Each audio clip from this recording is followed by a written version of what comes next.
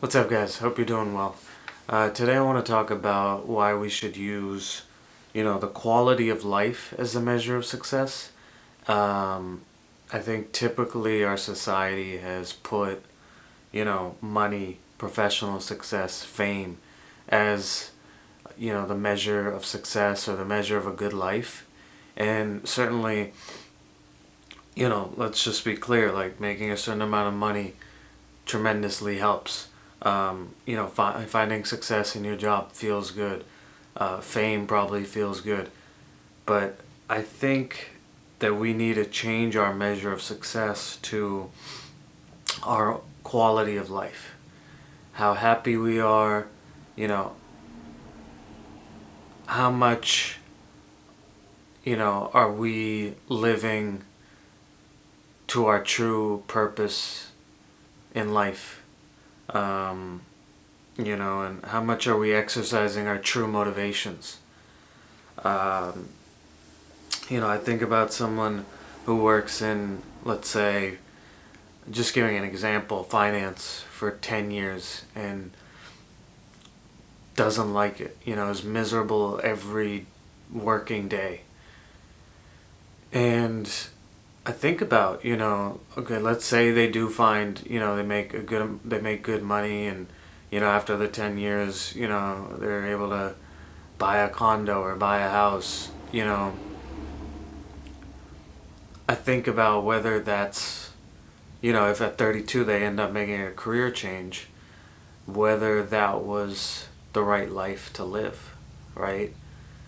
Would it have been better in year two to have been like, finance is just not the right industry for me. Let me try a different industry, maybe get paid less, but maybe be happier day to day. Um, and you know, I think, I want to just be clear, like, whatever your individual motivations are, based on how you grew up, your, circumstances, what you want out of life. I'm not judging anybody based on, I mean, if you want to make a lot of money, you have every right to do so, and that's the life that you want.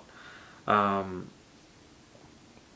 but I really do think when we go to like parties in 20 years and I'm meeting someone, I'm going to ask them, how happy are you?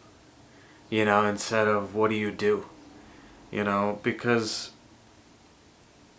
for me, I think being happier is going to be a lot more important than what someone does, and seemingly looking successful but being miserable the entire time doesn't seem as appealing, I think, as it did in previous generations.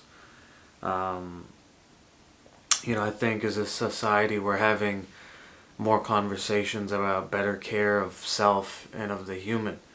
And, we know that at like 30 or, at any young age that any of us can be, diagnosed with a terminal disease or cancer or a freak accident can happen. And, you know,